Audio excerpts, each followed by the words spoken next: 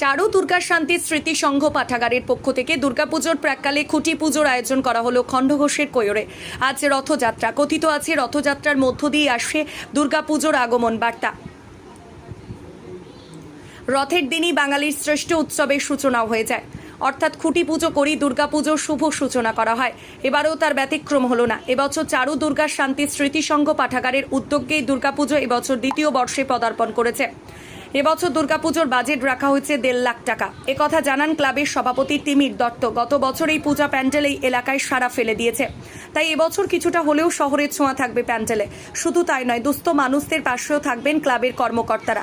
শুধু নিজের আনন্দ করা নয়, সকলের মধ্যে আনন্দ বিলিয়ে দেওয়ার জন্য এই দুর্গাপুজোর আয়োজন বলে জানালেন ক্লাবের সভাপতি তিমির দত্ত। খণ্ডঘোষ থেকে তথাগত সরকারের রিপোর্ট, সোজা কথা নিউজ, পূর্ব বর্ধমান। দিনে কিসের খুঁটি পুজো হচ্ছে? আমাদের দুর্গাপুজো, সার্বজনীন দুর্গাপুজো কৈর চারু দুর্গা শান্তি স্মৃতি সংঘের ক্লাবের সামনে আমাদের দ্বিতীয় বৎসরের জন্য আমরা এই খুঁটি পুজোর আয়োজন করেছি। এটা কোথায় হচ্ছে? এটা কৈর, এটা কত বর্ষ চলছে? এটা দ্বিতীয় বর্ষ। এবারে পুজোর বাজেট কত বা থিম কি আছে?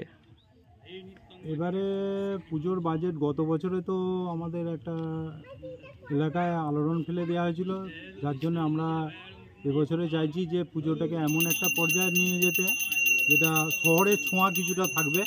তাই আমাদের পুজো 1.5 লাখের ওপর বাজেট হবে আমাদের। আমরা দেখছি আজকে গ্রাম অঞ্চলের তুলনায় শহর বাজারেতে দেখছি কোথাও কোথাও খুঁটি পুজো হচ্ছে, তা সেটাকে অনুসরণ করি কি এবার আপনারা পুজোটা করবেন? না, আমরা গত বছর যেমন পুজোটা শুরু করেছি দ্বিতীয় বছর, আমরা প্রথম বছরও ঠিক তো এরকমভাবে খুঁটি পুজো করেছিলাম। আমরা শহরের অনুকরণ করতে চাইছি না, গ্রামীণ ছোঁয়া যেমন থাকবে তার সাথে থাকবে দুস্থ মানুষদিকে আমরা সবসময় পাশে থাকার চেষ্টা করব। এই পুজোর অর্থ হচ্ছে শুধুমাত্র নিজেদের মধ্যে আনন্দ নয়, সকলের মধ্যে আনন্দ বিলিয়ে দেওয়া, বিতরণ করা। এতেই আমাদের আনন্দিত হব আমরা ক্লাবের পক্ষে। ক্লাবের নাম কি? ক্লাবের নাম কৈর চারু দুর্গা শান্তি স্মৃতি সংঘ পাঠাগার। আপনার নাম?